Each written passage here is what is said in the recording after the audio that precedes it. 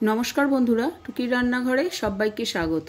প্রথমেই বলে রাখি সরি কতদিন ভিডিও না দেওয়ার জন্য। আমার মনে হয় শরীরের খেয়াল রাখাটা সবার আগে জরুরি। আজকে আমি বানিয়ে নেব দুর্দান্ত স্বাদের একটা পটল রেসিপি, আর সেটাকে আমি পরিবেশন করব অবশ্যই একটা ইউনিক স্টাইলের পোলাও দিয়ে। অনেক সময় এমন হয় না, যখন আমাদের হাতে সময় অত্যন্ত অল্প থাকে, তখন কিন্তু আপনারা এই কম্বো রেসিপিটা ট্রাই করতে পারেন। এছাড়াও যে কোনো দিন দুপুরবেলা গরম ভাতের সাথে অথবা লুচি, পরোটা, নানের সাথেও কিন্তু পটল রেসিপিটা ট্রাই করতে পারেন। চলুন তাহলে দেখে নেওয়া যাক কুইক এবং ইজি একটি লাঞ্চ থালি। সবার প্রথমে আমি 1 কাপ বাসমতি রাইস নিয়ে নিয়েছি। এর জায়গায় আপনারা চাইলে লেফট ওভার রাইসও ব্যবহার করতে পারেন। রাইসটাকে আমি খুব ভালো করে এখানে জল দিয়ে ধুয়ে নেব। তারপর এটাকে 15 মিনিটের জন্য আমি ভিজিয়ে রাখবো। আরেকটা বাটিতে আমি নিয়ে নিচ্ছি 2 টেবিল স্পুন ভাঙা কাজু, আপনারা চাইলে গোটাও ব্যবহার করতে পারেন। আর নিয়ে নিচ্ছি 1 টিস্পুন পোস্ত, 1 টেবিল স্পুন কিশমিশ। সব কিছুকে আমি একবার জল দিয়ে ভালো করে ধুয়ে একটু গরম জলের সাহায্যে এগুলোকে ভিজিয়ে রাখছি। গরম জলে ভেজালে এরপরে যখন আমি এটার একটা পেস্ট বানাবো, তখন পেস্টটা খুব স্মুথ হবে। এখানে আমি নিয়ে নিয়েছি 8টা মিডিয়াম সাইজের পটল।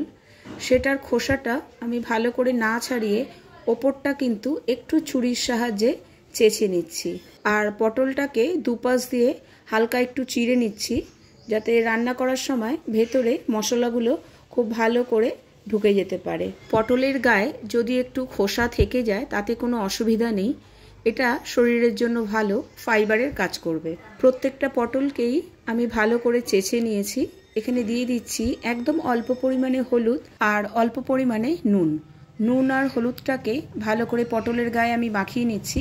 এখানে খুব বেশি হলুদ আমি ব্যবহার করব না, তাহলে পটল ভাজার সময় তেলটা পুড়ে যেতে পারে। কড়াইতে আমি নিয়ে নিচ্ছি 3 টেবিল স্পুন সর্ষের তেল। রান্নাটা আমি সর্ষের তেলেই করব।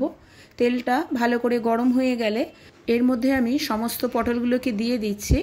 গ্যাসের ফ্লেমটাকে আমি মিডিয়ামে রেখে পটলগুলোকে হালকা লাল করে আমি ভেজে নেব। বেশি ভাজার দরকার নেই, বেশি ভাজলে পটলগুলো একদম নরম হয়ে যাবে। দেখুন পটলগুলো আমি হালকা লাল করে ভেজে নিয়েছি। এই অবস্থাতেই পটলগুলোকে তুলে নিতে হবে। পটলগুলোকে আমি তুলে নিয়ে একটা প্লেটে আলাদা সাইড করে রেখে দিচ্ছি। সেম তেলটাই আমি ইউজ করব। কড়াইতে আমি দিয়ে দিচ্ছি 1 টেবিল স্পুন সর্ষের তেল। তেলটা যতক্ষণ গরম হচ্ছে ততক্ষণে আরেক দিকে আমি একটা মিডিয়াম সাইজের পেঁয়াজকে ভালো করে কুচিয়ে নিচ্ছি। তেলটা গরম হয়ে গেলে তাতে দিয়ে দিচ্ছি একটা ফাটানো শুকনো লঙ্কা, 2টো তেজপাতা, একটা দারচিনি, 2টো সবুজ এলাচ, একটা বড় এলাচ। মশলাগুলোকে হালকা একটু নেড়ে এর মধ্যে অ্যাড করে দিচ্ছি প্রায় 8 থেকে 10টা কালো গোলমরিচ, 3টে লবঙ্গ আর অল্প একটু জয়িত্রী। আর দিয়ে দিচ্ছি 1/4 টিস্পুন সাদা জিরে। আবারও একটু মশলাটাকে হালকা একটু নেড়ে ছেড়ে নিয়ে যখন মশলা থেকে সুন্দর একটা গন্ধ বেরোবে, তার মধ্যে আমি দিয়ে দিচ্ছি আগে থেকে কুচিয়ে রাখা পেঁয়াজ। পেঁয়াজগুলোকেও এখানে আমি হালকা লাল করে ভেজে নেব। মানে খুব বেশি একদম মানে কালচে ব্রাউন যেটা, সেটা করতে হবে না। লাল রংটা দেখা যাবে ঠিক সেই পর্যন্ত। পেঁয়াজটা লাল করে ভাজা হয়ে গেলে এর মধ্যে আমি অ্যাড করে দিচ্ছি আদা, রসুন আর কাঁচা লঙ্কা বাটা। এখানে আমি নিয়ে নিয়েছি 3টে রসুন, 1/2 ইঞ্চি একটা আদার টুকরো, 3টে কাঁচা লঙ্কা। ঝালটা আপনারা আপনাদের স্বাদ অনুযায়ী ব্যবহার করবেন। মশলাটাকে ভালো করে কষিয়ে নিয়ে যখন এর মধ্যে থেকে কাঁচা গন্ধটা চলে যাবে, তার মধ্যে আমি অ্যাড করে দিচ্ছি 1/2 টিস্পুন হলুদ গুঁড়ো, 1/2 টিস্পুন জিরে গুঁড়ো, 1 টিস্পুন ধনে গুঁড়ো। সব শেষে দিয়ে দিচ্ছি 1 টিস্পুন কাশ্মীরি লাল লঙ্কার গুঁড়ো। এটা টোটালি অপশনাল। কাশ্মীরি লাল লঙ্কার গুঁড়োটা কালারের জন্য ব্যবহার করা হচ্ছে। যেহেতু মশলাগুলো ড্রাই, সেই জন্য আমি মিক্সির মধ্যে যেটুকু পেস্ট পড়েছিল আদা, কাঁচা লঙ্কা আর রসুনের, তার মধ্যে একটু জল দিয়ে আমি ব্যবহার করে নিচ্ছি। মশলা থেকে তেল ছাড়তে শুরু করলে এর মধ্যে আমি অ্যাড করে দিচ্ছি একটা বড় সাইজের টমেটো পেস্ট। সব কিছুকে খুব ভালো করে মিশিয়ে নিয়ে মশলাটাকে একটু কষিয়ে নিতে হবে। তারপর এর মধ্যে আমি অ্যাড করে দিচ্ছি স্বাদ মতো নুন। নুনটাকে খুব ভালো করে মিশিয়ে নিচ্ছি।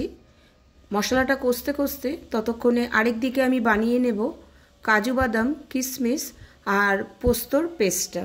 আর তার সাথে অ্যাড করে দিলাম 1.5 টেবিল স্পুন টক দই। আরেকদিকে মশলা থেকেও দেখুন তেলটা একদম ছেড়ে দিয়েছে। এই সময় গ্যাসের ফ্লেমটাকে একদম লোতে করে আমি কাজু বাদাম আর কিশমিশের পেস্টটাকে অ্যাড করে দেব। বেশি গরম থাকলে অনেক সময় দইটা ফেটে যেতে পারে, মানে দইটা দেওয়ার পর ঠিক ছানা ছানা মতো দইয়ের ওপরটা দেখতে লাগবে। এই সময় ক্রমাগত নাড়াচাড়া করে নিতে হবে, না হলে পরে নিচের দিকে কাজু বাদামের পেস্টটা লেগে যেতে পারে। আর 2 থেকে 3 মিনিট ভেজে নিলেই যথেষ্ট। 3 মিনিট পর আমি এখানে অ্যাড করে দিচ্ছি আগে থেকে ভেজে রাখা পটলগুলোকে। সব কিছুকে আরও একবার খুব ভালোভাবে মিশিয়ে দিচ্ছি। ভালোভাবে মেশানো হয়ে গেলে এর মধ্যে আমি অ্যাড করে দিচ্ছি হাফ গ্লাস গরম জল। সব কিছুকে আরও একবার খুব ভালো করে মিশিয়ে নিয়ে এবার আমি এটাকে ঢেকে রেখে দেব 5 থেকে 7 মিনিটের জন্য, অথবা যতক্ষণ পর্যন্ত পটলটা সেদ্ধ না হয়। 7 মিনিট পর আমি ফিরে এসেছি। দেখুন ওপর থেকে তেলটাও ভেসে উঠেছে। এরপর আমি অ্যাড করে দেব 1/4 টিস্পুন গরম মশলা আর হাফ টিস্পুন ঘি। সব কিছুকে আরও একবার খুব ভালো করে মিশিয়ে নিয়ে এবার আমি এটাকে ঢেকে রেখে দেব 5 মিনিটের জন্য। 1 মিনিট পর এখানে আমি গ্যাসের ফ্লেমটাকে বন্ধ করে দেব। আমাদের দই পটল কিন্তু একদম রেডি। চাইলে এভাবেও গরম ভাতের সাথে আপনারা সার্ভ করতে পারেন, দুর্দান্ত খেতে লাগে। আমি সার্ভ করব একটু অন্যরকমভাবে। আমি বানিয়ে নেব আজকে মটর পোলাও নিজের মতো করে। শুধু মটর পোলাও না, আপনারা যে কোনো ধরনের পোলাওয়ের সাথেও কিন্তু এটাকে সার্ভ করতে পারেন। রেসিপিগুলো অবশ্যই বাড়িতে একদিন ট্রাই করবেন, আশা করি আপনাদের ভালো লাগবে। চলুন দেখে নেওয়া যাক আজকের মটর পোলাও। খুব ঝটপট তৈরি হওয়ার জন্য আমি মটর পোলাওটাকে আজকে কুকারে রান্না করব। তার জন্য কুকারে আমি নিয়ে নিয়েছি 2 টেবিল স্পুন রিফাইন্ড অয়েল। তার মধ্যে দিয়ে দিলাম 2টো তেজপাতা, একটা দারচিনি, 2টো সবুজ এলাচ, 2টো লবঙ্গ, প্রায় 8 থেকে 10টা কালো গোলমরিচ আর একদম একটুখানি জয়িত্রী। তেলটা যেহেতু খুব গরম হয়ে গেছিলো সেজন্য গ্যাসের ফ্লেমটাকে আমি এখানে অফ করে রেখেছিলাম। মশলা থেকে একটা সুন্দর গন্ধ বেরোলো। এখানে আমি অ্যাড করে দিচ্ছি একটা মিডিয়াম সাইজের পেঁয়াজ কুচানো। পেঁয়াজটা খুব বেশি লাল করে ভাজতে হবে না, হালকা একটু গোলাপি রং ধরলেই এর মধ্যে আমি অ্যাড করে দিচ্ছি একটা হাফ ইঞ্চি আদা কুচানো, 3টে রসুন কুচানো আর 2টো কাঁচা লঙ্কা কুচানো। সব কিছুকে খুব ভালো করে মিশিয়ে নিতে হবে।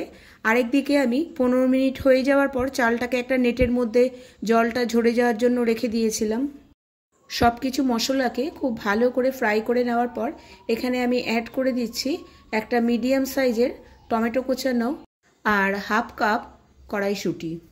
যেহেতু এখন কড়াইশুঁটির সিজন, সেই জন্য আমি এখানে ফ্রেশ কড়াইশুঁটি ব্যবহার করেছি। প্রায় 2 থেকে 3 মিনিট কড়াইশুঁটি আর টমেটোটাকে ফ্রাই করে নিতে হবে। এখানে আমি একটু চেক করে নিচ্ছি কড়াইশুঁটিটা একটু সেদ্ধ হয়েছে কিনা, প্রায় 50% কুক করে নিতে হবে। এরপর আমি এর মধ্যে দিয়ে দেব বাসমতি রাইস। বাসমতি রাইসটাকেও প্রায় 2 থেকে 3 মিনিট লো ফ্লেমে ফ্রাই করে নিতে হবে। রাইসটা যদি একটু ফ্রাই করে নেওয়া হয় তাহলে একদম ঝরঝরে তৈরি হয়। রাইসটা ভালো করে ভেজে নেওয়ার পর এর মধ্যে আমি অ্যাড করে দেব 1 টেবিল স্পুন পাওভাজি মশলা। এটা অবশ্যই আপনারা মটর পোলাওতে অ্যাড করবেন, এর জন্যই টেস্টটা কিন্তু দুর্দান্ত হয়। 1.5 থেকে 2 মিনিট ধরে মশলার সাথে রাইসটাকে খুব ভালো করে ফ্রাই করে নিতে হবে। এরপর যেই কাপ মেপে আমি চাল নিয়েছি সেই কাপ মেপেই জল দিয়ে দেব। আমি এখানে টোটাল জল ব্যবহার করেছি 1/4 কাপ, মানে 1 কাপ অ্যান্ড 1/4 কাপ। এরপর এতে অ্যাড করে দিলাম 1 টিস্পুন নুন আর 1 টেবিল স্পুন পাতিলেবুর রস। সব কিছুকে খুব ভালো করে আরও একবার মিশিয়ে নিয়ে আমি কুকারের ঢাকনাটাকে বন্ধ করে হাই ফ্লেমে 2টো সিটি দিয়ে নেব।